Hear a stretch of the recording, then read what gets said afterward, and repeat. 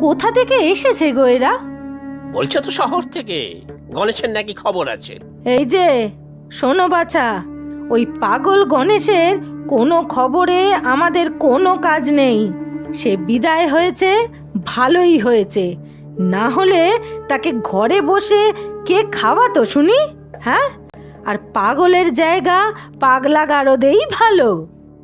আমরা কিন্তু সেখান থেকেই এসেছি। গণেশবাবুর বহু বছর ধরে চিকিৎসা হয়েছে মনোরোগের। এখন উনি সম্পূর্ণভাবে সুস্থ, তাই ওনাকে বাড়ি পৌঁছানোর ব্যবস্থা করতেই আমরা এসেছি। সে কি, গণেশ আবার বাড়ি আসবে? থাকবে কোথায়? এই শোনো ছোকরা, মানে মানে চলে যাও এখান থেকে, বুঝেছো? না হলে চিৎকার করে লোক ডাকবো আর বলবো চুরি করতে এসে ঘরে ঢুকে পড়েছে। প্রাণ নিয়ে আর যেতে হবে